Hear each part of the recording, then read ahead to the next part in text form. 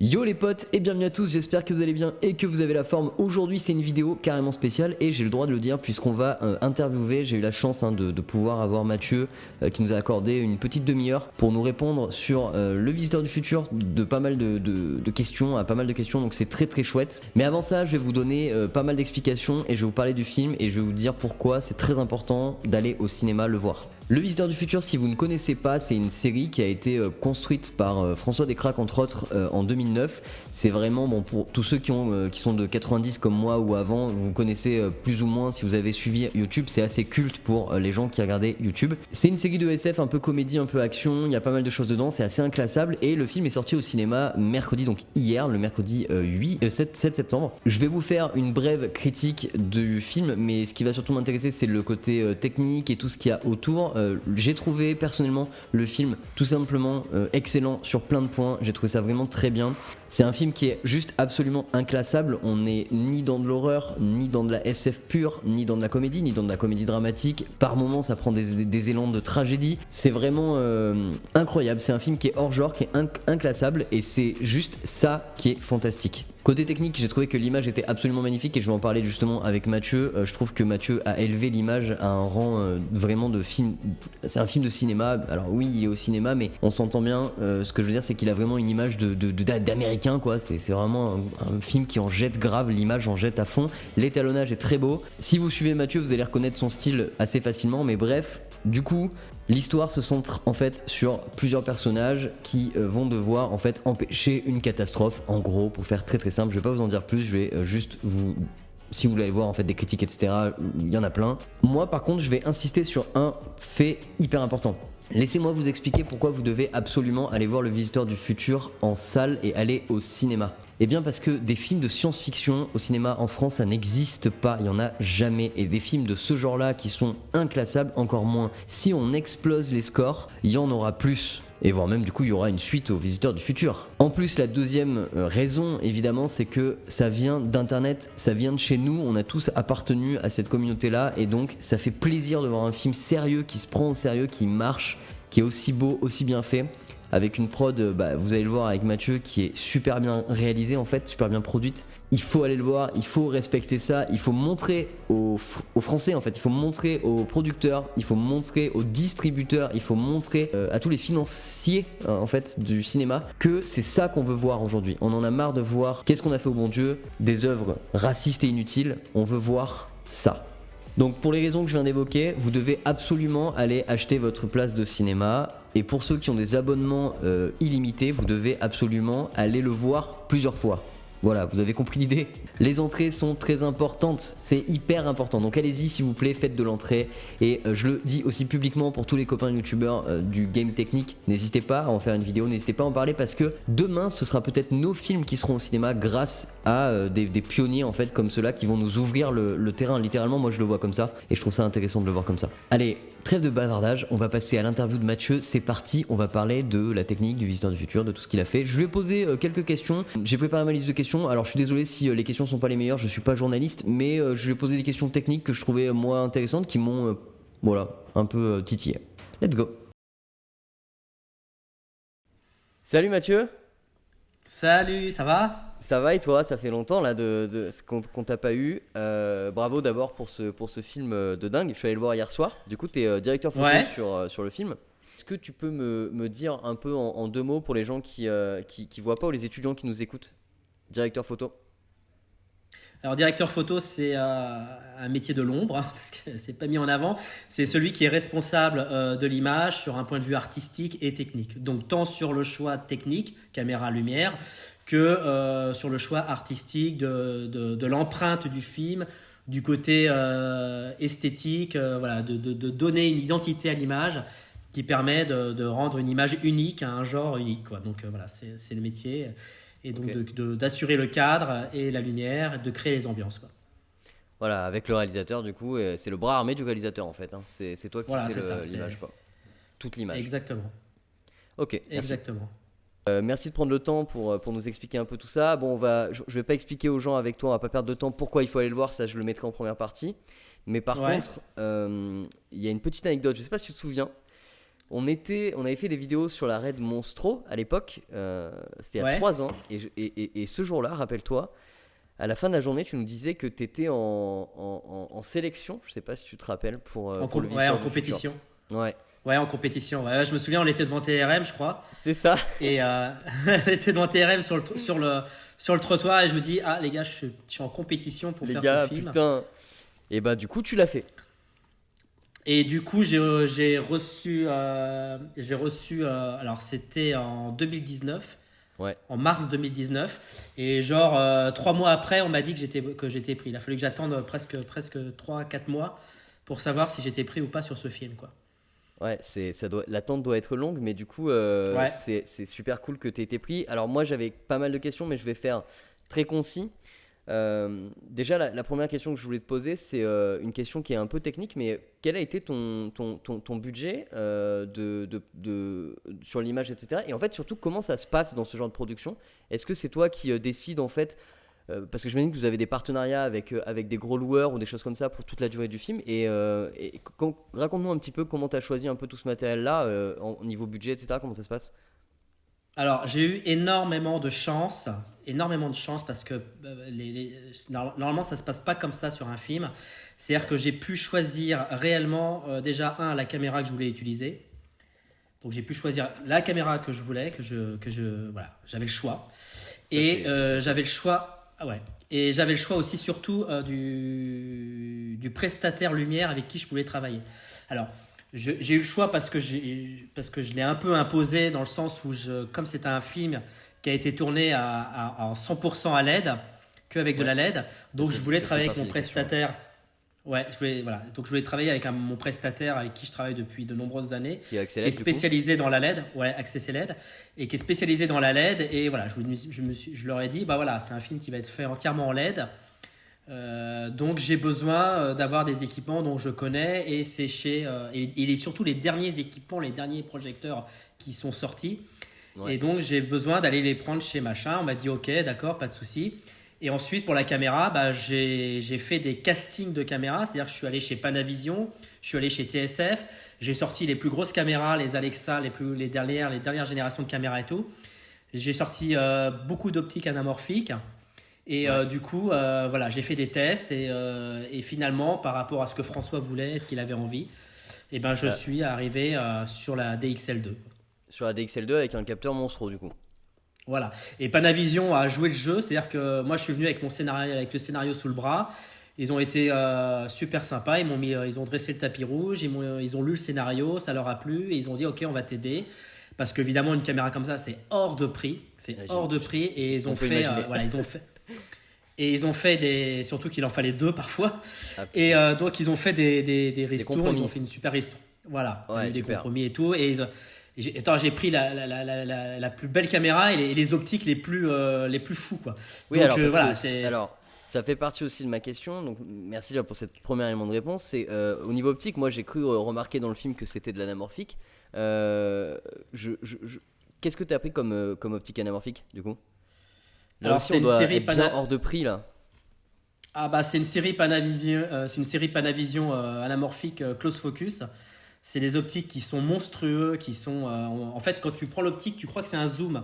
Il est gros comme ça, tu crois que c'est un zoom, et en fait non, c'est juste une focale fixe. Et en fait, c'est tellement gros que c'est pas rangé dans un seul et même fly, c'est un fly, un optique, un fly, un optique, un fly. Ah ouais, d'accord, c'est un fly. Donc, autant te dire que quand tu trimbales la caméra, tu as 3 roulantes. Ouais. Donc c'est énorme et la caméra, la configuration de la caméra plus l'optique, les accessoires, ça faisait 25 kilos. Et François me dit, tu sais Mathieu, il y aura de l'épaule. Là j'ai fait oh. Et donc du coup, voilà, on a fait une ergonomie de la caméra de telle sorte que ça soit faisable à l'épaule. Que ce soit faisable à l'épaule, oui, parce que c'est une énorme caméra. Je mettrai peut-être des images, ou de toute façon il y a des vidéos sur ta chaîne aussi là-dessus. Mais ça m'amène à la question suivante. Comment tu as choisi tes as caméras? Est-ce que c'est des gens avec qui tu bossais déjà avant ou pas? Comment j'ai choisi quoi? J'ai pas entendu. Tes assistants caméra. Ah, les assistants caméra. En fait, moi je travaille. Alors déjà, il fallait donc je choisis la première, tu choisis le ou la première assistant caméra. Et après, c'est l'assistant caméra qui fait les équipes derrière, qui choisit les seconds, le troisième assistant, stagiaire, etc. Okay. Ok. Donc moi, je travaille toujours sur ce genre de projet. Je travaille avec une assistante qui s'appelle Pauline Chevalier, qui est très très très très très douée. Et voilà, ça fait 8 ans qu'on se connaît, qu'on travaille ensemble. Ok. Et qui m'a souvent suivi sur beaucoup beaucoup de projets. Et dont un projet qu'on avait déjà tourné avec François. François, ça la rassure que les équipes sont un peu récurrentes peu et un peu pareil. toujours les mêmes. Voilà. Et du coup, voilà, c'est une fille qui est très très très douée et qui a permis surtout, parce que c'était le point fort, c'est un film où malgré le poids du matériel, la quantité de matériel, il fallait travailler de façon très très rapide, un peu super. comme dans les mêmes conditions, qu'on ferait que sur un film YouTube, quoi, tu vois. Ouais, je Donc vois il fallait très être bien. ultra rapide.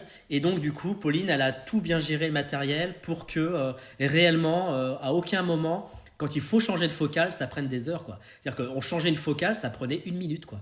C'était ultra rapide malgré la configuration, le poids, la etc. config incroyable, quoi. Alors, Tout était organisé et tout pour que le changement de config ou le changement d'optique se fasse très rapidement, quoi. Alors c'est ultra intéressant, je te remercie de me lancer les questions. Ça m'amène à la durée du tournage parce que effectivement c'est en plus donc François etc. Je vais pas l'expliquer aux gens, tout le monde le sait, j'en ai parlé au début de la vidéo. Tout ça ça vient d'internet. Il y a, je pense quand même, on sent un peu dans le film, il y a l'ADN, hein, il y a quand même un petit peu, il y a un petit truc d'internet etc. Je trouve que d'ailleurs toi t'es venu vachement casser ce truc là avec un côté très cinéma, mais on en parlera après. Ma question c'est quelle a été la durée totale du tournage? Alors, 33 jours de tournage. 33 jours, ok. Voilà, 33 jours. C'est tourné à Nancy, à Metz et une journée en studio à Paris avec les écrans à LED. Ok, avec des écrans LED. Ok, bah ça aussi, ça faisait partie de ma question. Nickel. Du coup, bon, ma question c'était est-ce qu'il y a eu beaucoup de séquences en studio? Je pense notamment à la séquence où il y a Enya qui est sur le board, tu sais, qui va pour voir dehors. Est-ce que c'est du studio ça? C'est quoi? Non, Non, c'est pas du ok. studio. C'est en fait, c'est parce que vraiment, on a vraiment tourné vraiment dans des conditions. Et même, je vais t'expliquer après, même les tournages studio, c'était pas du studio, quoi. C'est un truc de fou. C'est-à-dire qu'en fait, le fameux plan d'Enya Barou qui est sur le bord du précipice où on voit tout Paris, c'est tourné sur en fait sur l'entrée d'une mine, enfin comment on appelle ça, d'un tunnel de mine de fer. Et en fait, c'est juste les rebords et là où elle monte sur un tas de pierres qui est en fait de la fausse pierre qui est en polystyrène. Et derrière, c'est du fond vert, un cadre vert en 4x4. Et au-dessus du fond vert, il y a des projecteurs qui font la simulation. Qui font la simulation pour éclairer. Ouais, ok, super. Voilà. Oui, donc en mais fait, voilà, on est à l'entrée d'un tunnel. Ouais, on est juste à l'entrée d'un tunnel touristique pour visiter des mines de fer dans le nord. Lorraine, et en fait, et on l'a juste, la déco l'a juste habillé un peu sur les bords pour faire croire que c'est cassé et tout. Et après, c'est du fond vert derrière. Ok, bah ça marche super. Voilà. Et du coup, la séquence en studio, par curiosité, c'est laquelle? Ça m'intéresse de savoir. Alors, après, la brigade temporelle. Voilà, la brigade temporelle, c'est du studio, sauf qu'en fait, c'est pas tourné dans un vrai studio. C'est tourné parce que voilà, c'est un truc de fou parce qu'en fait, on a tourné à Nancy et on pouvait pas se permettre de partir sur Paris de faire des va-et-vient dans les studios. Okay. Et donc, ça a été tourné dans un cinéma désinfecté à Nancy, quoi. D'accord. C'est-à-dire que quand on a fait le repérage, ils nous ont ouvert une porte et c'était un bordel, une cave avec plein de trucs et tout. Et c'est un ancien cinéma désinfecté. Et en fait, il a été à l'intérieur a été réhabilité où on a construit le décor à l'intérieur. Okay. Et du coup, c'était galère pour accrocher les projecteurs parce qu'évidemment, il n'y a pas de grille. Ouais. Et puis il faisait un froid de canard parce que c'était pas chauffé, c'est un truc à l'abandon. Ah ouais, et il faisait vraiment super froid. Et voilà, c'est un truc, on n'est pas dans. Et puis c'est pas hermétique au son, tu vois. Enfin bref, c'était vraiment dans toutes les parties. Donc il y avait de la bidouille là en fait. Ouais, en fait ce film-là, c'est ça qui est fort et c'est ça qui a permis de faire ce film. C'est qu'en fait, ça a été fait par des bidouilleurs, quoi. C'est que de la bidouille, c'est que des bouts de ficelle, quoi. Et c'est pour ça que ce film est. Alors je sais pas si c'est bien ou pas, mais c'est pour ça que ce film il est pas cher et qu'on arrive à un tel résultat parce que tout est de la bidouille, quoi. Alors les vraies conditions studio, c'est les écrans à LED là quand tous les plans voiture où on voit où en fait c'est des écrans à LED derrière et puis des fils, quoi. Mais tout le reste ça a été fait dans du faux studio, quoi, du studio. Voilà. Et pareil, la plan de voiture, tu sais quand ils vont vers le nuage là, quand ils vont montrer. Oui, c'est Euh, voilà, et ben tous les plans d'intérieur voiture dans le truc là, et ben c'est pareil, c'est pas du studio, c'est à l'intérieur euh, d'un d'un local où on faisait du cidre. D'accord. Voilà. Ça Ah oui, sentait oui, le cidre. effectivement. Enfin, tu vois, c'est Ça que sentait des le trucs comme vinaigre. ça. Ça Non, non, sentait mais le vinaigre, voilà. c'est incroyable, d'accord, ok, ça c'est hyper chouette. Combien vous avez eu de budget pour le film? C'est un budget total de Ouais, combien? ouais, c'est un budget de 4,5 millions. Alors, ce qu'il faut te Ah dire, ouais, putain, c'est c'est que 4 millions 5. comme le dit ouais, alors comme le dit si bien François, c'est beaucoup pour un film internet et c'est très peu pour du cinéma. Alors, Voilà, très un film. franchement, tu vas pas, enfin, moi, tu vas pas me choquer, hein, personnellement, c'est très très peu, et quand on voit la qualité du film, c'est effectivement très très peu. Tu vois, j'avais pas vu le Ouais, budget parce du que film. par exemple, tu prends un film comme Qu'est-ce qu'on a fait au bon Dieu, tu vois, c'est 12 millions. Et il n'y a pas d'effets spéciaux, c'est que de la comédie, c'est que des décors, tu vois, classiques. Ouais, puis C'est 12 millions. C'est trois ouais, fois plus. Nous, tous les décors sont refaits, il n'y a que des effets spéciaux et c'est 4,5 millions. Voilà. ouais, bien sûr. Donc, Bah, c'est tout simplement délirant. mais on a tourné quand même dans des conditions bien. Enfin, on n'a pas fait des journées de 20 Voilà, parce que heures. On est j'allais dans dire. des conditions. Non, non, nickel, Le nickel. C'est film, juste que. le film paraît, en fait, le film paraît être un miracle quand on sait d'où ça vient, etc. Mais en réalité, quand on le regarde, ça paraît tout ça me paraît si bien ficelé. On sent, voilà. Après, tu vas me dire, hein, mais on sent que ça s'est L'argent est bien passé. mis. Ouais, Voilà, en fait, c'est un film qui est bien c'est carré. produit. C'est-à-dire que l'argent est mis là où il faut, quoi. Et quel plaisir de voir France Télévisions et tout le reste au début, à l'ouverture. Je t'avoue, quel plaisir parce que Ouais, c'est un plaisir. Voilà, c'est un plaisir de voir ça. C'est vraiment cool ouais. de voir. Il faut que les gens aillent voir de la Putain, science-fiction. Si les gens veulent de la science-fiction, si on veut changer le cinéma français, il faut que exactement. ces gens encouragent.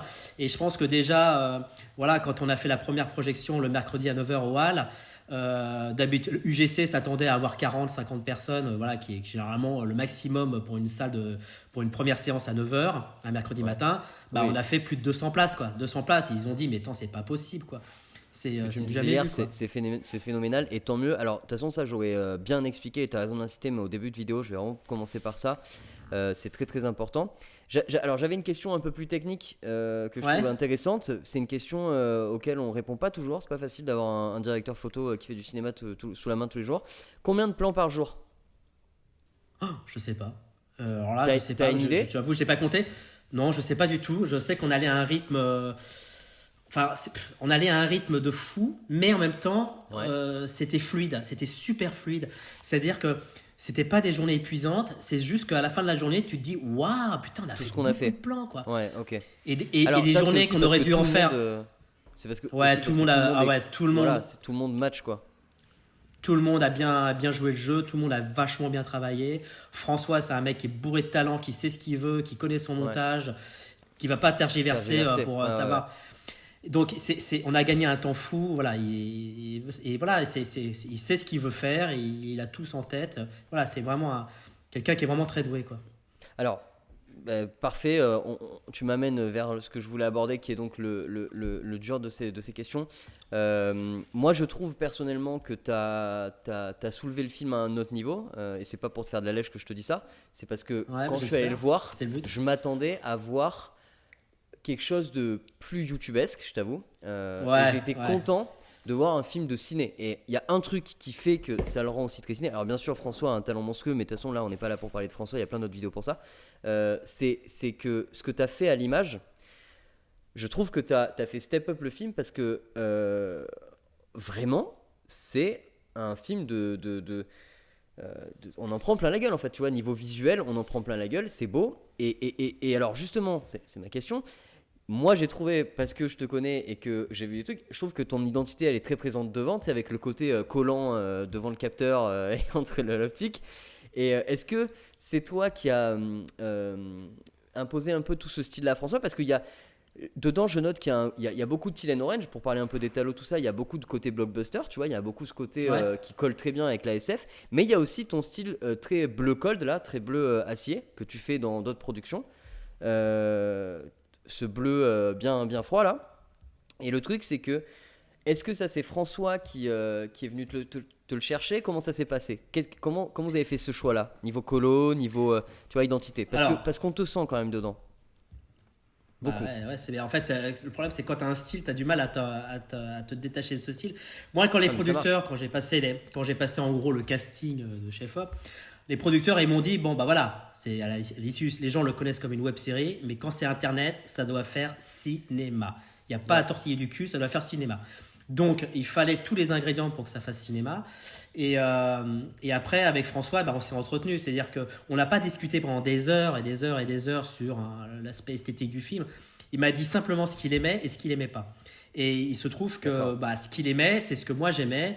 Et bon, après, on avait déjà fait 2 épisodes d'une web série Dark Story avant pour Internet.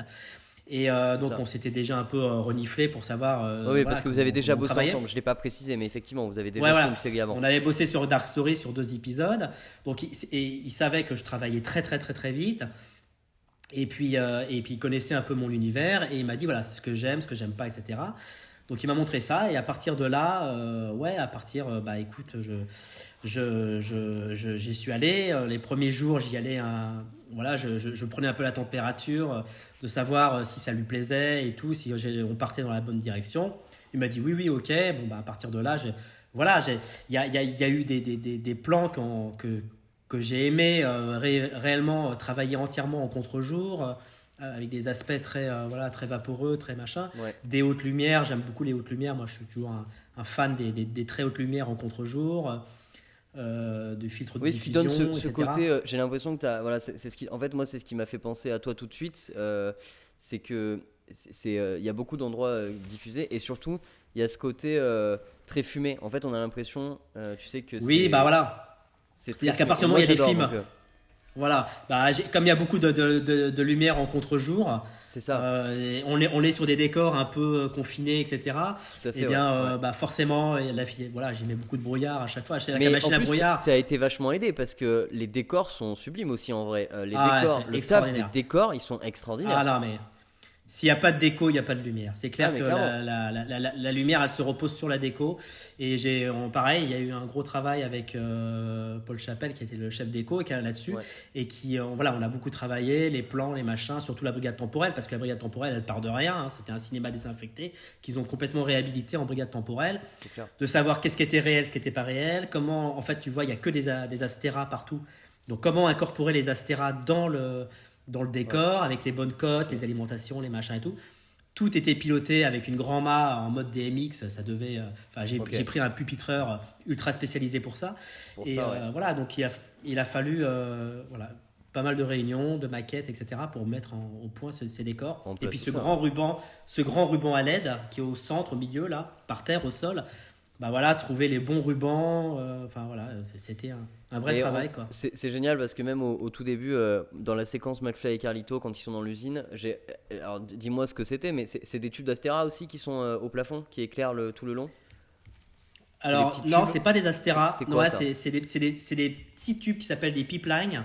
Ouais, ok. Qui sont en fait anciennement des doigts de fée qu'on avait à l'époque en fluo. Et puis en LED, ils les ont adaptés. Et tout ça s'est mis comme ça. Alors, le truc, c'est qu'effectivement, on a tourné dans un couloir d'université, tu vois, de trucs de recherche d'université à Nancy. Et en fait, il a fallu pareil, réhabiller.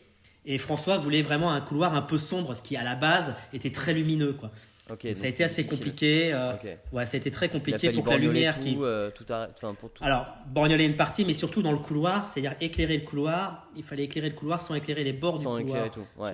Enfin, c'était une galère. Plus tous les effets visuels, gyrophares, machin, etc. Toutes les merdes. Après, il y a différents. Tu vois, il y a une partie où d'un seul coup, la lumière se rallume, ça s'éteint. Enfin bon, voilà, tout ça à piloter pour que ça fonctionne bien, quoi. Ok. Écoute, j'ai une dernière question qui est toute bête, mais est-ce que tu aurais, je sais que je te prends au dépourvu, une petite anecdote à nous raconter, une petite anecdote de tournage? Des anecdotes, il y en a. Moi, je me souviens juste d'un truc, c'est que, en fait, c'est la première journée de tournage. En fait, la première journée de tournage, c'est toujours la pire, parce que c'est la journée où on se connaît pas tous, on est là, tu vois, on est en train de se renifler et tout, et donc voilà. Et là, je me suis dit, c'est cool, la première journée, c'est de l'extérieur jour. Tu vois, en lumière, je suis plutôt tranquille. J'ai mis quand même de la lumière sur des nacelles pour faire des effets et tout, mais c'était plutôt cool. Et en fait, ça a été la première journée, ça a été l'horreur. Parce que c'est donc cette première journée, c'est le plan quand ils sont sur la colline où ils voient le nuage arriver. Donc on le voit sur la bande-annonce. Ouais, okay. Ça a été la première journée, cette séquence-là. Et ça a été horrible parce que la météo, c'était n'importe quoi. T'es au mois de mars. T'es au mois de mars, t'es dans l'Est, alors il a plu, il faisait soleil, il faisait temps gris et il neigeait même. Quoi.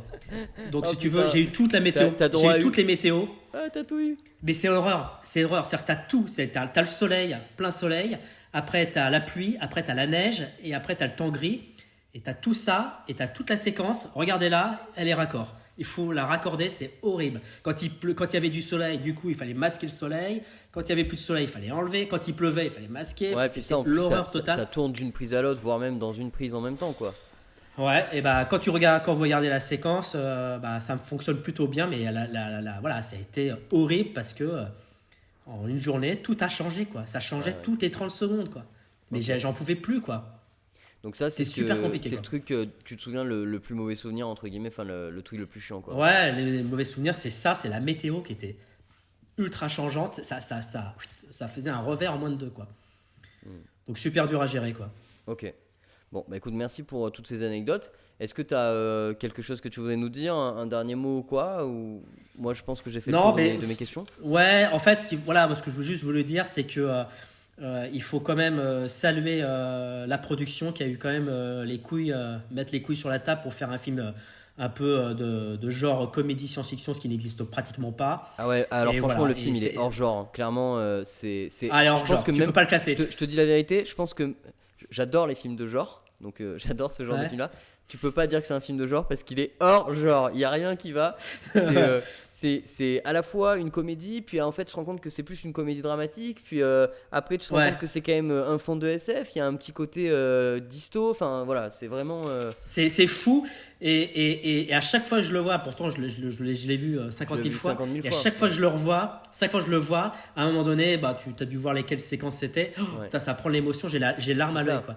Et je vois les commentaires dans les hallucinés, etc. Les gens ils disent putain on a rigolé, on a pleuré, voilà, c'est un truc multifou, et voilà, c'est un truc extraordinaire, bravo, et je peux dire bravo à Pyramide Production pour avoir eu les couilles de produire un truc pareil, parce que personne veut produire de la science-fiction en France, et voilà, et bravo à François qui et encore moins quand ça vient des troubadours d'internet, quoi, très franchement. Encore moins, quoi. C'était vraiment les troubadours. Pour beaucoup, c'était un premier film pour tout le monde. Donc voilà, bravo. C'est un pari fou qui a été mené, et voilà. Et François, en termes de réalisation, est un génie, parce que franchement, c'est extraordinaire la manière comment il réalise, et voilà, c'est extraordinaire. Et du coup, si on comprend bien, on va pas spoiler, mais bon, une fenêtre est ouverte. Ouais, on verra les résultats. On va croiser les doigts. Il faut aller au cinéma, quoi. Il faut aller au cinéma. Allez donc soutenir, voilà, si vous entendez, allez soutenir les premiers films. Cinéma. Il faut y aller. Il faut absolument aller au cinéma. Ok, voilà. Écoute, même Mathieu, si vous aimez pas, regardez, quoi. Je te remercie beaucoup pour ton temps et de tout rien. ça. Et puis on invite les gens à aller voir au cinéma. Moi je vais finir la vidéo. De toute façon, je vais encore le marteler. T'inquiète pas. Ça marche. Merci. Voilà, c'est la fin de l'interview de Mathieu. Merci encore à toi, Mathieu, pour ça. Et n'hésitez pas à aller sur sa chaîne YouTube. De toute façon, tout est en description et tout. Évidemment, hein, je l'ai déjà expliqué. Je suis hyper content qu'il ait répondu à toutes ces questions, parce que du coup, ça nous donne plein d'éléments de réponse. Je suis hyper content à nouveau de vous redonner envie d'aller voir ce film. Allez voir le film. Donnez de la force, donnez de la sephore, les frangins. Il faut absolument y aller. Il faut faire de l'entrée. N'oubliez pas que, comme je l'ai dit, ces gens-là sont un peu précurseurs dans ce qu'ils font, et ils nous ouvrent une voie. Ils sont littéralement comme des alpinistes en train de nous ouvrir une voie, de nous poser des accroches, et nous après on va tous monter dessus.